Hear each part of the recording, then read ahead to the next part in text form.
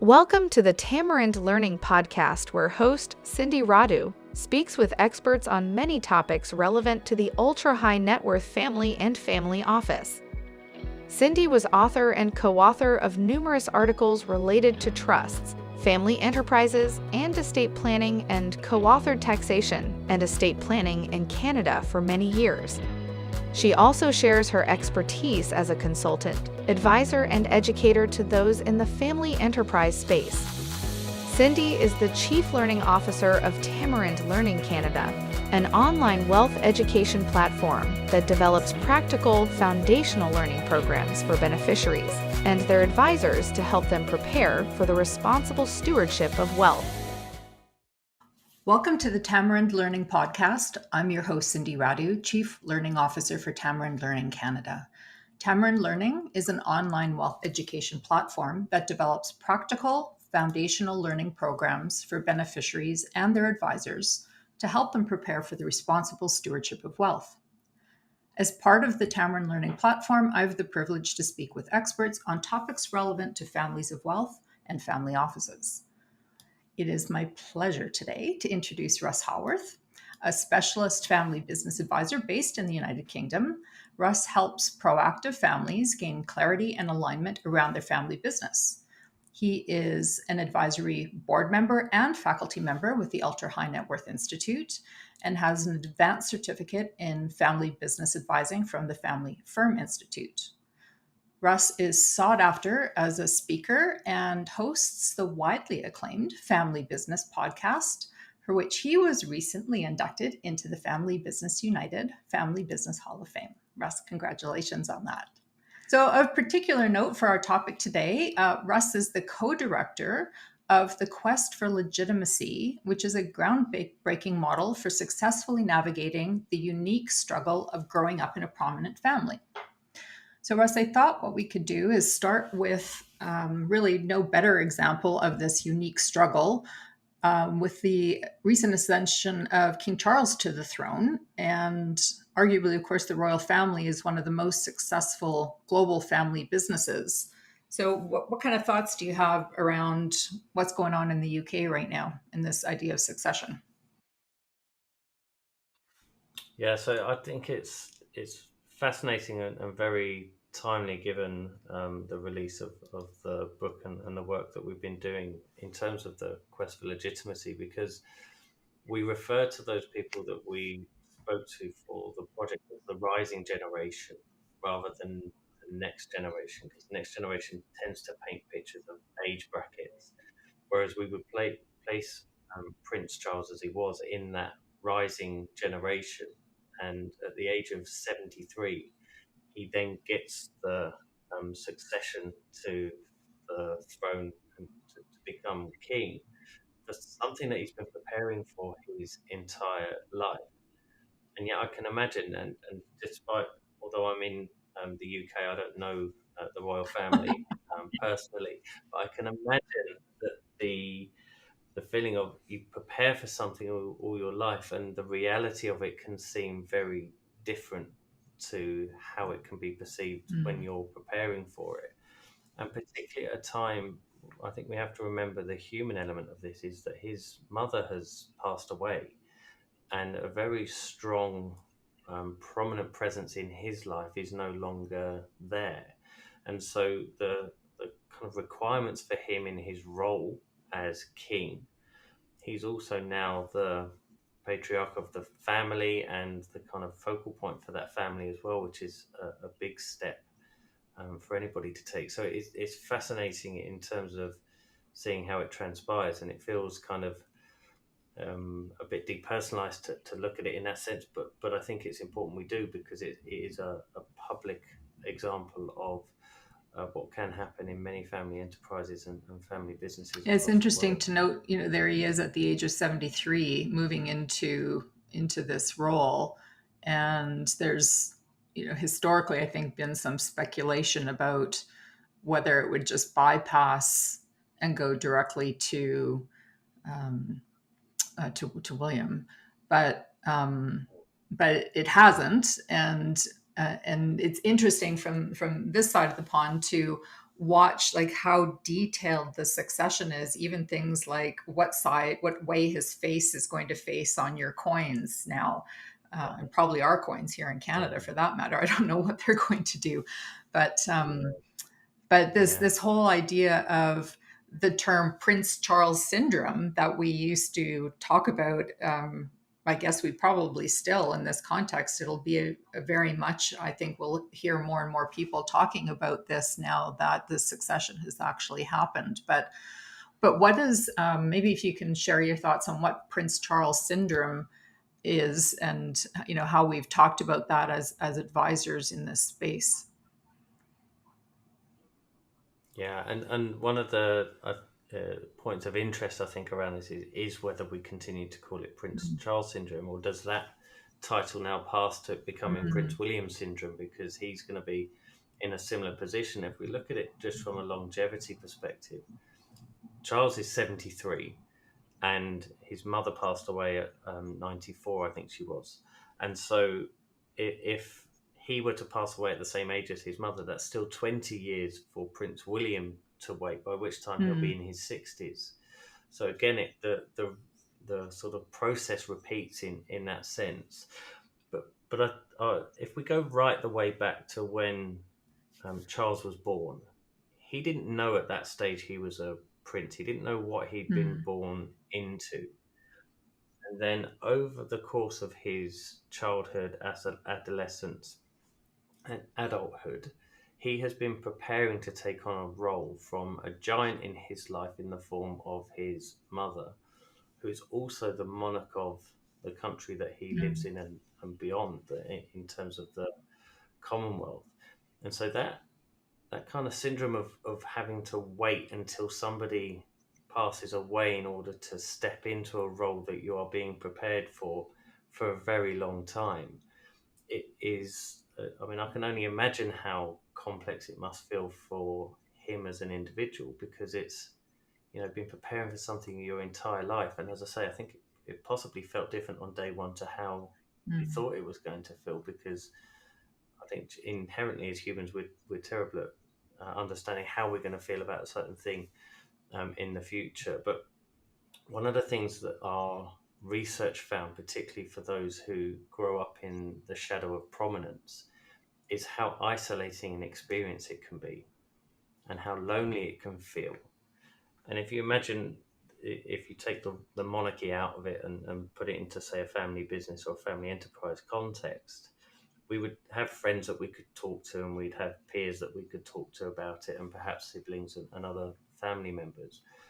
But as a prince, there aren't a huge number of, I don't expect, prince peer groups that are set up to help discuss the kind of roles and responsibilities that come and the impact of that. And so, I imagine, I don't know this, but I imagine the experience for him was also quite an isolating one, quite a difficult one to navigate, because it's a unique set of circumstances for him to have to grow up in, and he had no choice. He didn't apply. It was as a result of the birth. So his situation would be arguably very, very, very different on many levels. But in terms of many families don't really have a succession plan per se, whereas in the royal family, it seems to be highly, highly set out what that succession plan looks like, with limited options to opt out.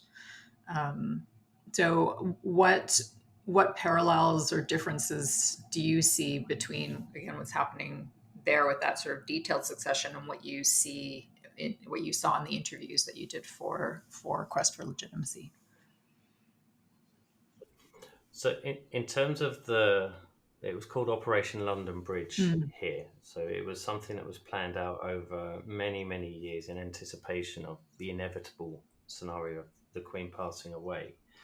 What's interesting to note, and as far as I understand it, we have to take these things with a pinch of salt if they're coming from the press, because we don't know whether that's factually true or not.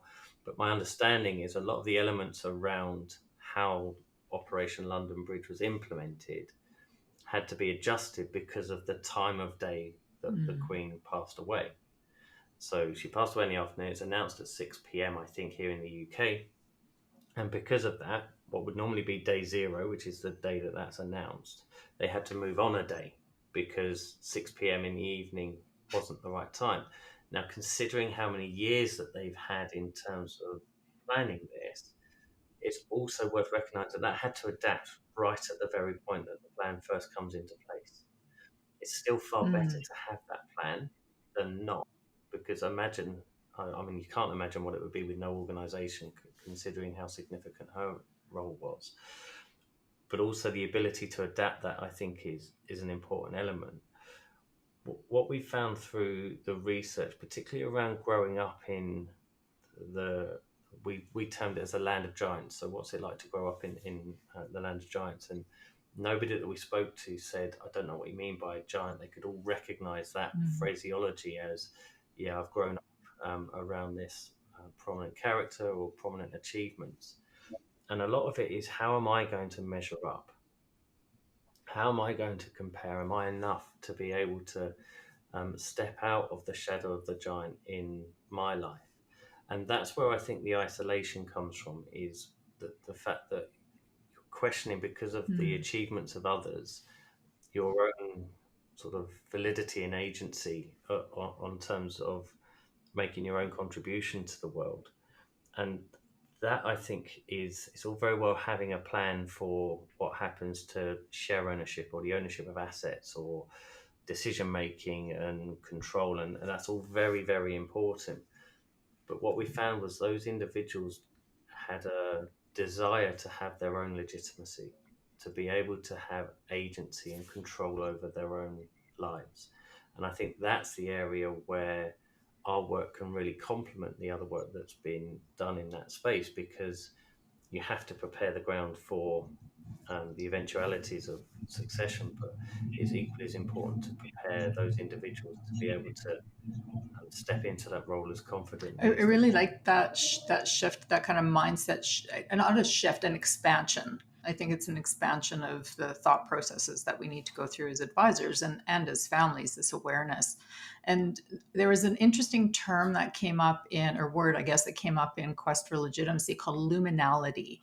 And when I was Mhm. reading that and sort of thinking about our time together today, it occurred to me, and I'm very interested in your thoughts. Number one, if you can share with us what luminality means. But to me, Prince Harry is a very interesting model of, in the public eye, of this idea of luminality. Mhm.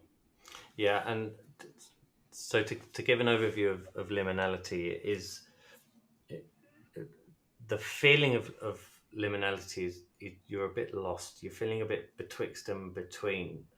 It can be confused or associated with kind Mm. of a depression. Um, Jamie, who wrote the book and led the research, is a psychologist. And so he has a very clear definition of depression from his work of doing that. So liminality is much more of an accurate description of that feeling of being a little bit lost and bewildered by events that have happened in life, without it being a clinical diagnosis of, say, a depression. But the impact of it is real. It's how people feel. And part of what we're trying to do with the work is to help people realize that the opportunities for growth come out of these times where you're feeling a bit lost, a feeling, that feeling of Mm. betwixt and between. So periods of reality, it might be tempting to try and avoid those. And it might be tempting for parents to try and protect their children from those feelings of being a bit lost and um, betwixt, as I say, betwixt and between is kind of the best description I think we can have of that feeling. But what we found from the research is that's where the opportunity for growth comes from. That's where the resilience is built. That's where there's four phases to the quest for legitimacy, and that's where the final phase comes from, is that ownership phase. I mean, not talking of ownership of assets, but ownership of one's life comes from those moments of growth that follow liminality. I think a global example as well. I know we're talking about Mm. specifics around the royal family, but global experiences, what we've experienced with COVID. So again, we link liminality to what we call breaking points in the book. I keep saying we. Jamie wrote the book, and he's done a fantastic And we should just job say with it. it's Jamie I Weiner. was Just involved I with don't think I've acknowledged that. So yeah, correct. Yeah, so Jamie Weiner wrote the book, and he uses the stories from the people that we spoke with to really highlight how these breaking points occurred. A global example is COVID. Something came along that we weren't really expecting and anticipating. It knocked us back a little bit, and then that feeling of betwixt and between and lost, I think we're seeing played out in what's being termed as the Great Resignation, is that search where a lot of people have had the time to think, actually, I want more than my 9 to 5. I want to find something that has more purpose and more meaning to it. And therefore, they're shifting their behaviors around as a result of that. So, if you imagine that on an individual basis, at these breaking moments that happen in people's lives, leading to these periods of liminality, the growth that comes out of that resulting in taking far greater ownership of your life, that in essence leads to that feeling of legitimacy. I have agency. I can give back to the academics that we work with would refer to it as institutions. So the family is an institution. So if the desire is to give back to that family, I've got the confidence to be able to do that as a result of this. If the institution is the family enterprise, then there's the ability to do that. But the quest is kind of independent of whether that's a role within the family business, family office, family enterprise. It's universal to So a can you degree in that share sense. maybe an example from the book that of a family that really exemplifies this? I mean, I know there's many examples, but one of your favorite examples. Yeah. So one of the, I think the clearest examples of what we identify as the um, phases of the quest. So if we start with the awareness phase, one of my favorite stories of the awareness phase, it's basically the point in your life where you become aware that something is a little bit different in terms of how you grow up compared to how your friends or other people might be growing up. So Prince Charles would be, we live in a palace. Not all of my friends at school live in a palace. So there's very obvious ones. One of the favorite stories from the research is somebody who grew up in a diamond family, and her father taught her to count Oh using my. diamonds. And she then went to school and realized not everybody learns to count using diamonds, but it's just normal, right? In her life, that's not what normality looks like, but it's different to how others would be. So that awareness starts to creep in, and that leads to a tug of war phase, and that's where you're kind of drawn to the outside world, but you're still being pulled by the world you're growing up in. So it can create some funny examples where kids go to school and they come back with a funny quip or a story that somebody's told, and the parents are like, "Oh, that's cute." And then as they get older, the kids come back and have perhaps other experience or other learnings from other people that aren't so cute, and that can cause tension within the family around that side of it. But that tug of war happens. Going beyond that into the exploration phase is where you have, again, a really good example from the book. We refer to her as our queen of exploration, but she went and took on lots of different experiences that exposed her to lots of different cultures.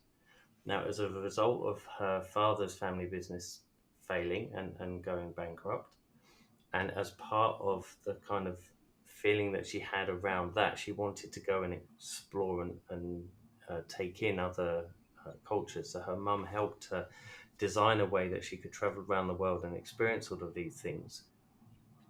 Um, uh, and that is what we would term as an exploration phase. And then probably it sounds strange to have this as a favorite story because it's quite a I'll tell the story and you'll understand why it sounds strange to call it favorite. But one of the people we spoke with is a Canadian guy called Rishi, and he was on holiday after the World Cup in Brazil, he received an email from his parents basically saying, "You don't have a job in the family business anymore." And he'd been instrumental in setting up some support functions behind all the business that was key to a number of enterprises operating well. And so he was effectively fired by email by his parents on Yikes. holiday. And so that for him was a big breaking moment. He went off and did some exploration. He got an MBA, became very accomplished in his own right. And the step of taking ownership for him, he didn't speak to his parents for 2.5, 3 years. But the step of taking ownership for him was him walking down his parents' driveway to knock on the door. His father opened the door and was able to say, with a lump in his throat, thank you to his son for reaching out, because it's not something his father felt he could do. And so that was, for Richie, that was taking ownership of his life, was being able to rebuild that bridge and have the agency and confidence to be able to go and do that. So it has a happy ending, that story, but in terms of it, that's why I said about it being one of the favorites. I think it's a very good example of taking ownership and the result that can come from going on your quest. But obviously, it was very painful for those who were involved. So I don't want to suggest that as a way forward for people, but highlights the areas of the quest. So you mentioned 4 phases, and I think we've covered 3. Is there one other? No, so sorry. So awareness Okay. is the first phase. Yep. Then there's tug of war. Then that exploration phase, Okay. and then the ownership phase to complete it. The important element around it as well is it's non-linear. So it's not a case of saying, right, let's follow stages 1, 2, 3, 4. You get your certificate and you are legitimate in that sense. There can be repeats of moments of awareness. There can be elements where that helps to trigger off more exploration and the need to take more ownership. Jamie Weiner, who wrote the book, part of his own quest for legitimacy was writing the book, and the stories and experiences that he heard, he was able to relate to his own life, and that triggered off more awareness and more exploration and ownership for himself as well. So it's a lifelong quest rather than it being something where you can kind of as I say, go through stages 1, 2, 3, 4 and never have to sort of deal with it again.